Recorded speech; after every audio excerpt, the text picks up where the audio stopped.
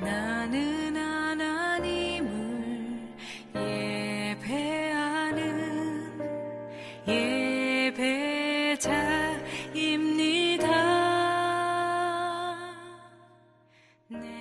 갑자기 봄이 온 것 같았는데 더 따뜻한 봄이 오려고 그러는 것 같습니다. 여러분 거울 보는 거 좋아하세요? 아니요. 안 좋아하세요?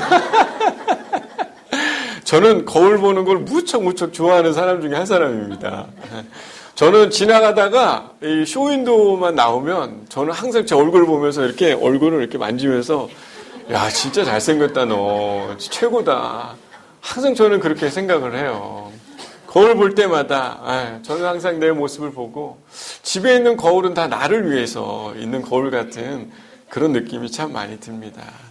근데 여러분 만약에 딱 보일 때 한 5kg 정도 날씬해 보이는 착시로 나타나는 거울이 있다면 여러분 그 거울이 옷가게에 있다면 여러분 그 가게는 옷이 잘 팔릴까요? 잘 안 팔릴까요?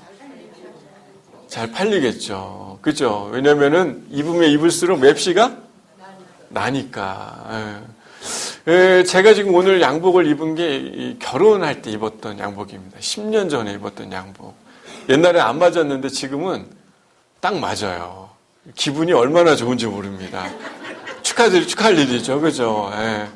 거울을 보니까 야 이제는 내가 원래 그 몸으로 돌아왔구나 이런 생각이 들면서 너무너무 기쁘더라고요.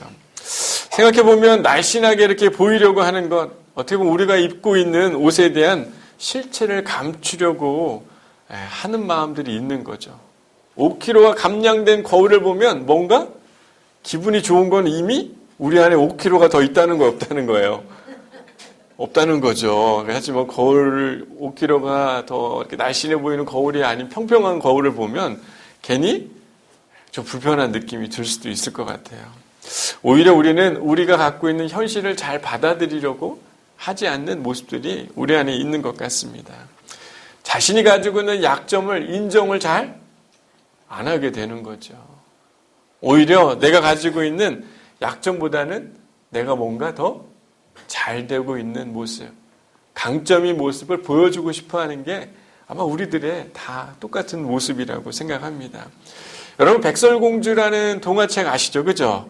백설공주 동화책에 나오는 이야기인데 아침마다 거울을 보면서 거울아 거울아 이 세상에서 누가 제일 예쁘니? 이렇게 물어보니까 누구라고 얘기합니까? 백설공주라고 얘기해요?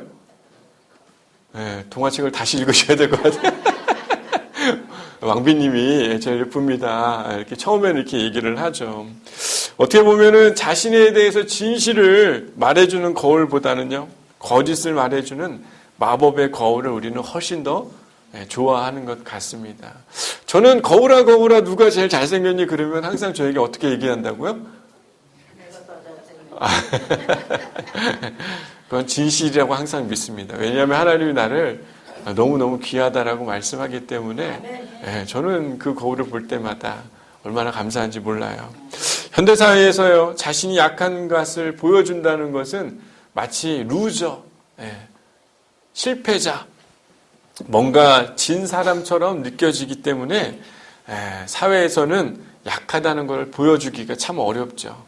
그래서 저의 아들도 요즘에 태권도를 배웁니다. 태권도를 배우다가 누구한테 얻어맞고 올까 봐 저도 뭐라고 얘기하냐면 아들아 누가 너를 때리려고 하면 어떻게 하라고요? 때려라. 때려라. 우리 황 권사님은 그렇게 가르쳤군요. 저도 방어하라, 막아라. 태권도는 누굴 때리려고 하는 게 아니라 너를 보호하기 위해서 하는 거야, 하준아. 혹시 누가 널 때리려고 하면 잘 막고 잘 피해. 그리고 때릴 수 있으면 너도 때려라. 어떻게 보면 아들이 맞고 오는 거 기분 나쁘잖아요, 솔직히. 아마 저도 똑같을 겁니다. 세상에서 뭔가 그런 연약한 모습을 보이는 거 별로 좋지 않죠. 요즘에 하준이가 태권도를 배워서 흰 띠에서 노란 띠를 땄어요. 그랬더니 기분이 막 어깨가 막 이렇게 들썩들썩이면서 그 노란 띠 입은 그 도복을 입고 집으로 이렇게 올라오는 사진을 이렇게 봤습니다. 아들이 이렇게 뭔가 더 자기가 강해졌다고 생각하니까 이제 몸으로 싸우는 게 이제 막 태권도 발차기도 하고 주먹도 차고 그러는데 너무 아파요. 그러다 보니까 아들이 강해지니까 저도 자연스럽게 강해질까요? 안 강해질까요? 강해지죠. 안 그랬다가 제가 어떻게? 맞으니까. 저도 아들이 강해지면 강해질수록 저도 더 강해질 수밖에 없는 저의 모습을 보고 더 강하게 공격하는 저의 모습을 보게 됐습니다. 무엇이든지요. 우리가 강해지고 그 강함이 더욱 더 드러나면요. 상대에게 공격을 받게 되는 것 같아요. 강하면 부러지게 되는 것 같습니다. 특별히 우리는 강할 때 조심해야 될까요? 조심하지 말아야 될까요? 조심해야 돼요.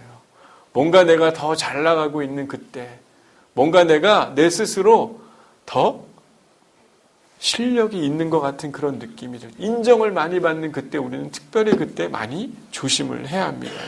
실제로 제가 잘 아는 사업을 하고 있었던 분이 계셨어요. 뭘 해도 잘 되는 분이었습니다. 투자하면 꼭 성공하고요. 주식으로 돈도 많이 벌었고 비즈니스 사업, 개업을 하면 수익이 꼭 일어나는 그런 사람이었습니다. 그 사람 얼굴에 사람들이 이야기할 때는 저 사람 얼굴에 돈복이 있다라고 얘기할 만큼 진짜 뭘 해도 사업이 잘 되는 사람이었어요. 근데 참 재미난 건요. 그 사람이 돈이 많아지고 강해지고 하다 보니까 주변에 있는 사람들이 그 사람이 돈을 벌고 강해지는 꼴을 보기 좋을까요? 싫어할까요? 사촌이 땅을 사면 이럴 때는 말씀을 참 잘해요. 그죠? 우리 교인들은. 네.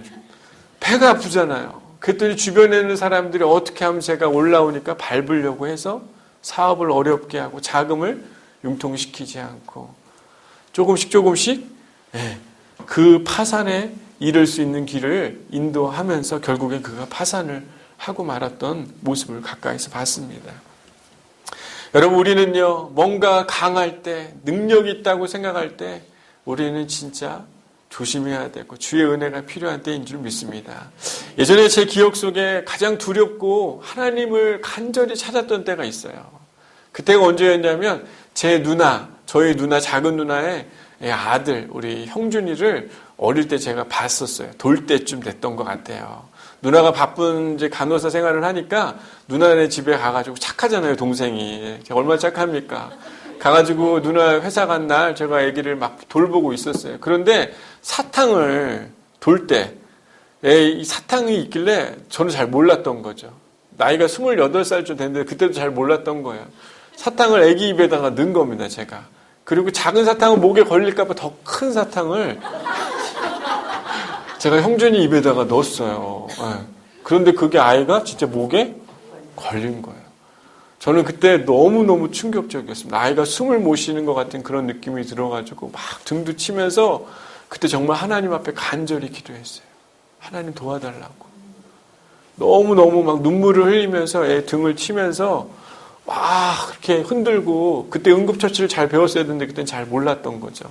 나중에 정말로 그 아이가 막 숨이 꽉 찼는데 정말 사탕이 목에서 탁 튀어나온 거예요.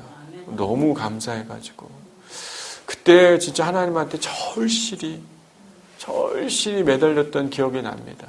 그때 하나님이 은혜를 진짜 주셨다고 생각해요.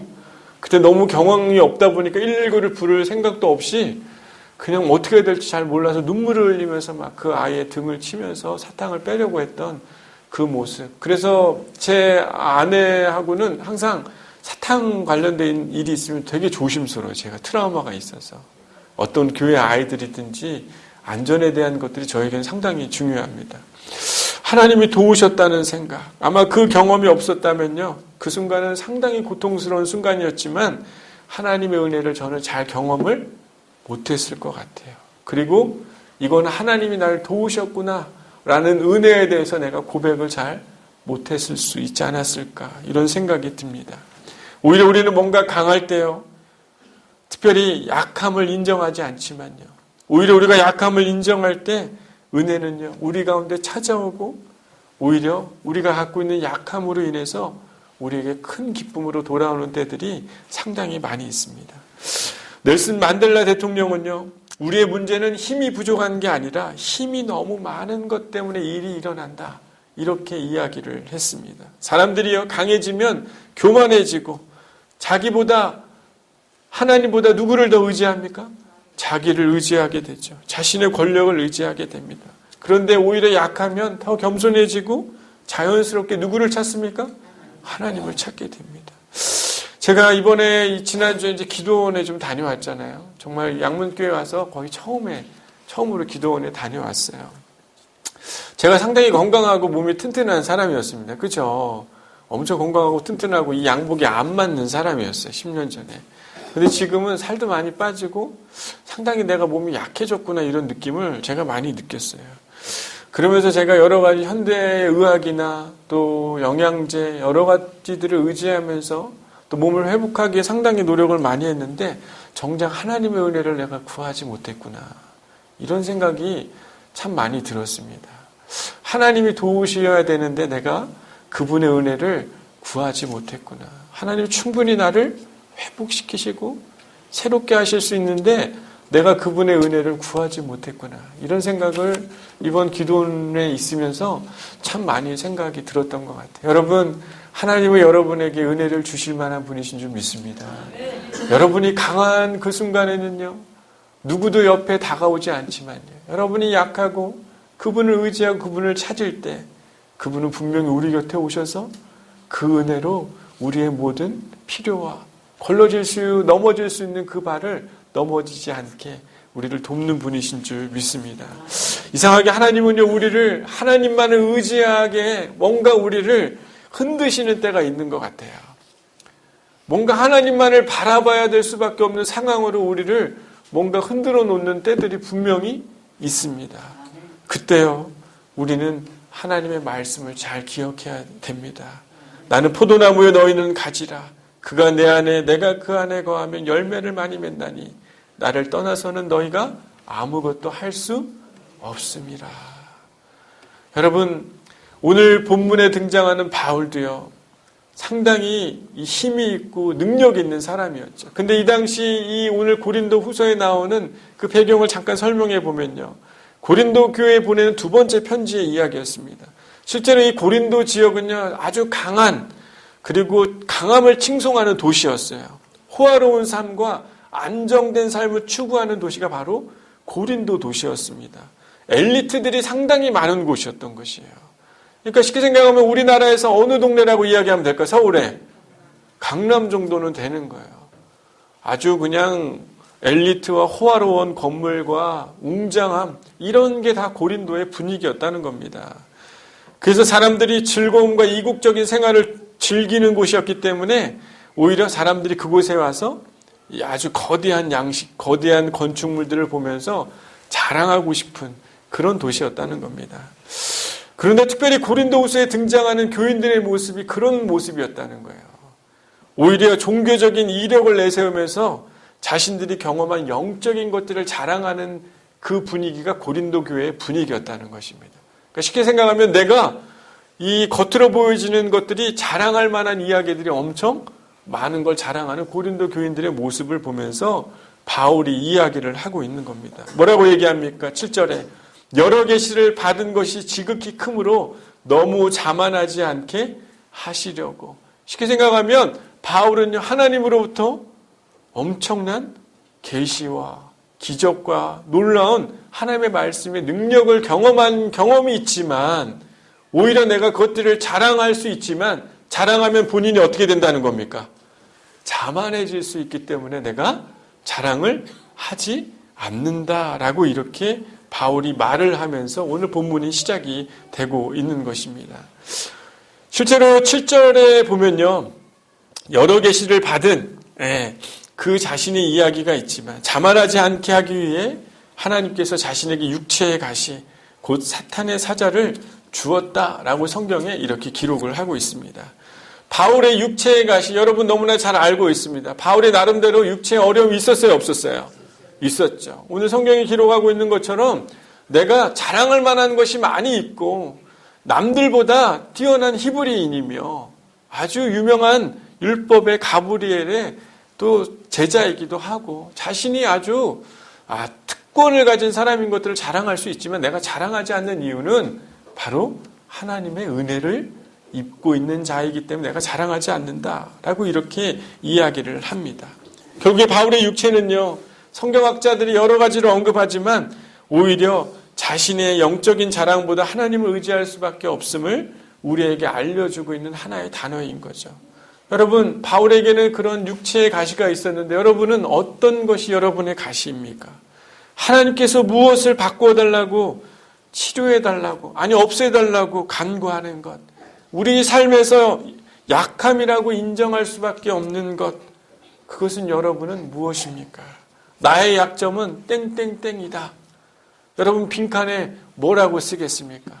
아마 여러분들 모든 사람들은 다 자기들만의 약점이 있을까요? 없을까요? 있는 것 같아요. 나만의 약점. 우리가 가지고 있는 그 약함 속에서요. 생각해보면 하나님의 능력이 나타날 수 있고 은혜를 얻을 수 있는 하나님의 귀한 선물이 될 줄 믿습니다.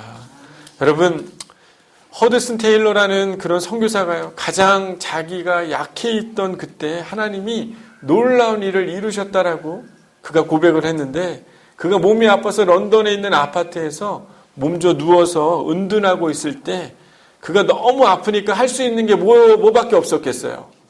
기도밖에 없었죠. 그가 허드슨 테일러가 기도를 하고 있는데 병학할 때 그가 기도를 했는데 그때 중국 선교의 문을 새롭게 열어주게 되는 그런 사역이 그에게 깨달아지고 그런 사역이 열리기 시작했습니다. 그때 중국 선교에 헌신한 인물들을 그에게 하나님이 보내주는 일들이 일어나게 됩니다. 여러분, 연약함은요, 우리에게 축복으로 다가오게 되는 하나님의 선물인 줄 믿습니다. 연약함 가운데 피는 은혜라는 꽃과 열매를 맺는 비밀을 하나님은 거기에다가 담아 두신 것 같아요. 여러분, 나무를 보면 유심히 알 수 있어요. 참 재미난 거 보면요. 여러분, 봄에 요즘에 이렇게 나무들 보면 그냥 예쁘다 이렇게만 생각하시죠. 그죠? 네? 나무를 보면 야 너무 예쁘다 이렇게 생각하는데 여러분 잘 보면요. 꽃이 어디서 핍니까? 네? 꽃이 어디서 펴요? 그렇죠. 어떤 가지? 가장 약하고 길게 쭉 뻗어있는 연약한, 여러분 나무 기둥 줄 뭐라고 그러죠 이거를? 몸통, 또 다른 용어로 뭐라고 합니까? 네? 뿌리 말고 뭐라고 그래요 이거를? 몸통이라고 그러면 몸통이라고 할까요? 그냥 나무 몸통? 이게 딱 우리에게 어울린 단어인가? 네. 나무가 여기에서 피지 않잖아요.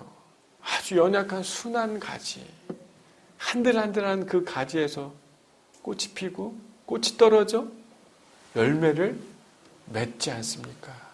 여러분, 영적인 것은요, 어떻게 보면 가장 연약한 것에서 축복이 오고 있음을 자연의 섭리에서도 알 수 있듯이 우리의 삶에도 우리가 땡땡땡, 나의 연약함은 땡땡땡이다 라고 하는 것에서 하나님의 열매와 결실이 맺어지는 그 은혜를 주시리라고 믿습니다. 여러분, 하나님도요, 십자가에서 예수님을 어떻게 보면 깨트렸다는 표현이 저는 맞다고 생각해요. 예수님의 몸에서, 그 깨어진 그 몸에서 전 인류를 구원할 그 보혈이 흘러서 모든 영혼에게 그 생명을 주는 은혜를 주시지 않았습니까? 가장 연약한 그 몸에서 우리에게 은혜를 주는, 구원을 주는 그 이야기를 하나님이 만들어낸 것 아니겠어요? 여러분, 우리는 너무 강해지려고 하지 않아도 될 줄 믿습니다. 오히려 연약함을 잘 가꾸는 중에요, 하나님의 크신 능력을 우리는 힘있게 될 뿐만 아니라 하나님이 그 연약함을 통해 우리에게 주시는 귀한 놀라운 구원이 있다라는 것이죠. 여러분, 바울은 이 자신의 연약함이 없어지기 위해서 몇 번을 기도했답니까? 3번을 간절히 기도했대요. 그런데 하나님이 그에게 말씀해 주셨습니다. 9절에 뭐라고 얘기합니까? 내 은혜가 내게 족하도다. 이는 내 능력이 약한 데서 온전하여 짐이다. 라고 이렇게 이야기를 해 주셨습니다. 여러분, 우리의 빈칸에요, 어떻게 보면 우리의 약점, 우리가 지닌 다양한 문제, 경제적인 그런 약함도 있을 수도 있고, 내가 가지고 있지 못한 그런 부족함일 수도 있고, 지금 당장 해결해야 될 그런 눈앞에 보이는 상황일 수도 있고, 아니 우리 스스로 불안해하고 두려움 가운데 놓지 못하고 있는 그런 일일 수도 있고, 아니 당장 지금 해결해야 될 붙잡고 기도하는 그런 일들 수도 있을 거라고 생각합니다. 하지만요, 여러분, 그것을 통해 하나님은 우리를 강하게 하실 줄 믿습니다. 오히려 그 약함에 머물게 함으로 기쁨이 무엇인지 하나님 우리 가운데 깨닫게 해주시는 은혜를 주시리라고 저는 믿어요. 여러분, 바울은요, 고린도후서 1장 9절에 이는 우리로 자기를 의지하지 말고 오직 죽은 자를 다시 살리시는 하나님만을 의지하게 하려 하심이다 라고 이렇게 바울의 고백을 합니다. 여러분, 하나님의 능력은요, 이상하게 약한 곳에 하나님의 끌림이 있어요. 하나님의 은혜는요, 공경에 처해 있고 오히려 그 약함을 하나님에게 의뢰하는 자에게 하나님은 찾아오시고 하나님의 은혜가 얼마나 큰지 그 사람에게 보여주시는 하나님의 장기가 있는 줄 여러분 깨닫기를 바랍니다.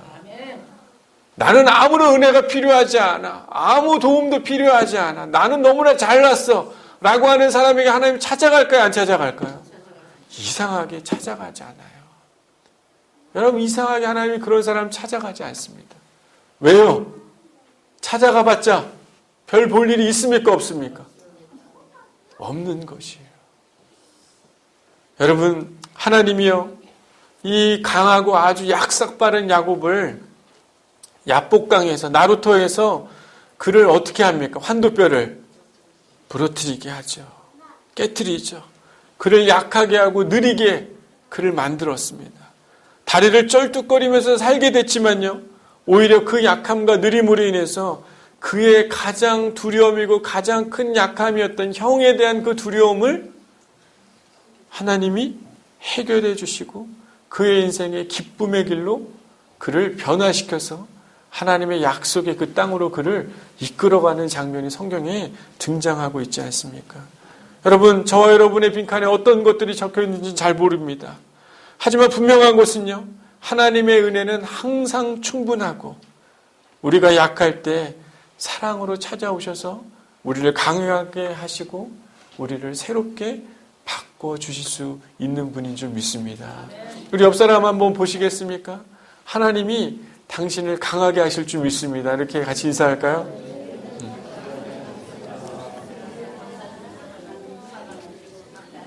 맞습니다.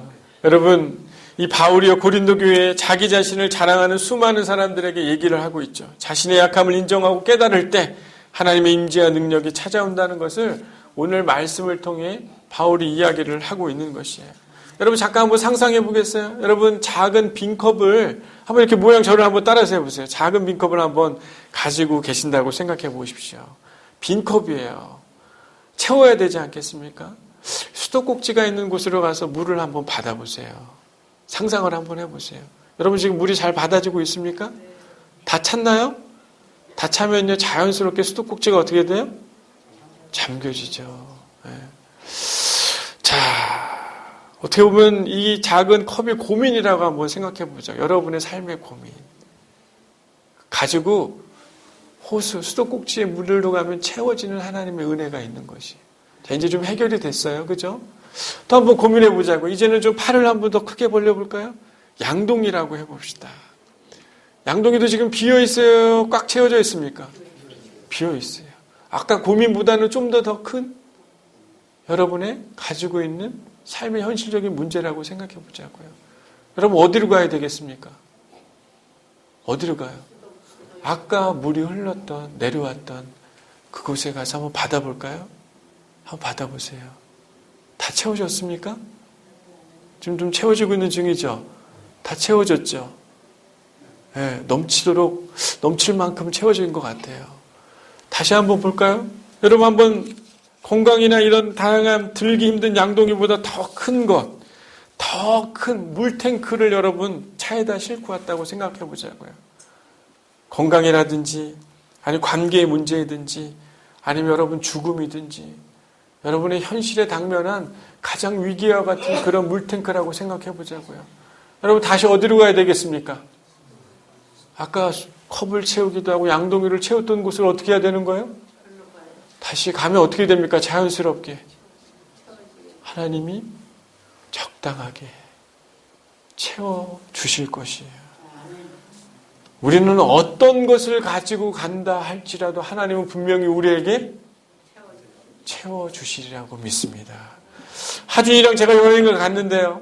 이제는 자기가 이제 형아가 됐다고 해가지고 힘센 걸 보여주고 싶어가지고 꼭 캐리어를 누가 끌어요? 자기가 끌고 싶다는 거예요. 끌다 보면은 꼭 어디로 갑니까? 이리 갔다 저리 갔다가 저한테는 상당히 어떻게 해요?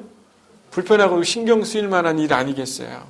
그리고 지하철을 막 끌고 가다가 결국에는 자기도 어떻게 해요? 힘을 다 소진한 거예요. 그리고 나서 나도 막 만지지 못하게 하니까 제가 얼마나 짜증이 납니까? 저도 빨리 가야 되는데. 근데 아들도 그걸 막 들고 가다가 이제 힘이 다 됐는지, 이제 내가 끝까지 언제까지 가나 이렇게 봤는데 나중에 가더니, 이제 힘이 다 돼서 힘들었는지 아빠가 좀 안아주세요. 그러더라고요. 그 한마디에 저는 얼마나 귀엽던지, 얼마나 사랑스럽던지, 그냥 제가 안아주게 되더라고요. 여러분, 들고 가던 짐을 내려놓는 순간 은혜가 우리 가운데 임할 줄 믿습니다. 그 가방을 내려놓는 것뿐만 아니라요. 하나님께서 여러분을 안고 여러분이 가장 기쁨이 될 만한 그 길로 여러분을 분명히 인도해 가시리라고 저는 믿어요. 사랑하는 양문교회 교회 여러분, 우리가 필요한 것을 갖지 못하고 있다는 것을 깨닫는 그 순간 하나님의 은혜를 경험하기 가장 좋은 때가 될 줄 믿습니다. 자신이 부족함이 없고 온전하다고 강하다고 생각하는 사람들이 혹시 계세요? 하나님은요, 당신이 안을 수 있는 찬스를 여러분들이 하나님에게 드리지 않고 있기 때문에 여러분을 안을 수가 없는 것입니다. 우리의 연약함보다도요, 주님의 은혜가 더 크다는 것을 우리가 깨달아야 될 줄 믿습니다. 우리의 약함 속에 함께 하시는 주님을 만날 때 우리는 강해질 수 있고요. 우리가 두려워하고 채워지지 않을 것 같은 그 문제를 주님에게 가져가서 주님 채워주세요라고 겸손하게 빈 양동이와 그릇과 탱크를 가지고 주님에게 대기만 하면 주님이 그 부족한 모든 것들을 채워주시리라고 믿습니다. 여러분, 어떤 기도 제목이 있으세요? 여러분, 어떤 약함이 있습니까? 여러분, 어떤 두려움이 있으세요? 주님은 그 약함을 강함으로 바꾸기에 전혀 부족함이 없는 은혜를 주시는 분이신 줄 믿습니다. 여러분, 이번 한 주요, 여러분이 빈 그 그릇과 양동이와 물탱크를 가지고 주님에게 나아가기를 소망합니다. 주님이 분명히 채워주실 것이고요. 두려워하지 말라고 말씀하실 것이고, 여러분의 발을 걸러 넘어지지 않도록 여러분에게 은혜를 주실 그 하나님을 만나는 저와 여러분이 되기를 소망합니다. 우리 옆 사람 보면서 인사합시다. 우리 주님에게로 나아갑시다.